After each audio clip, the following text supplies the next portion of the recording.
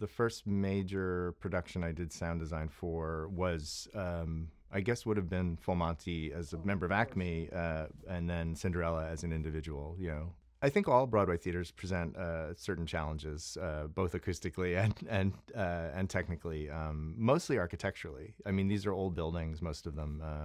Most of the 40 Broadway theaters are built, before 1930. Designing sound in a building that's meant for the unamplified voice and unamplified music is always tricky. There's a little bit of a dance that you do with trying to honor the architecture and then also trying to overcome it as much as you can. There's the seating areas are geometrically very challenging. There's a lot of shadows from boxes. There are multiple levels, mezzanines.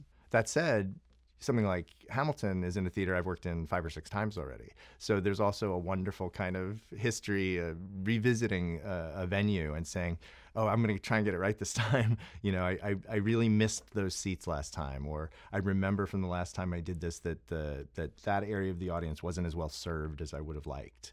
And you try and invent new ways, and maybe new gear has come along to help you do that, where you're applying all of that fresh. I'm not sure there's a typical path for sound designers on Broadway. I know I have a lot of friends and colleagues who do this as well, and we all kind of talk, and we know where each other came from, I think. Certainly, some of us were musicians. I grew up as a musician and started doing music as trained at a young age to play bass, and then started doing theater by way of music. And then from there sort of pivoted into sound because it kind of made sense to me. And I was also looking for other activities related to the theater craft that I could participate in before musicians were brought into the process. There's no typical path. I think the people who succeed in the business are, I think, first and foremost, smart.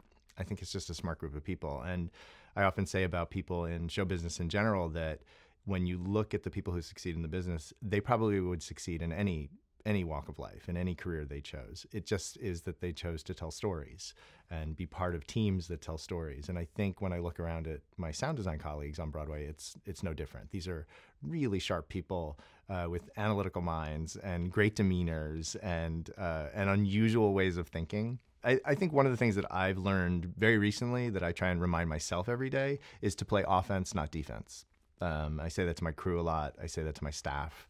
And I remind myself of that when I walk into a theater, to use that pressure and to use those constraints and to understand them and to continue to strive. I think that that's something you can do regardless of your circumstance. If you can use that time to advance both the cause of the project and your own knowledge and your own idea about what might sound good and what might work in this situation, then you're winning, right? You're doing the thing that you're supposed to be doing. I'm not sure there is something unique about what I do. I think it might be about who I am as a person. And maybe this is what makes my style unique, that when the curtain rises and the orchestra starts to play or the actor starts to speak or sing, I try very hard to reduce all of that noise and make myself just an audience member in that seat that night at that moment. If I have gifts, one of my gifts is the ability to be uncomfortable for a long period of time until I feel strongly about making a decision to make myself and everybody else around me more comfortable.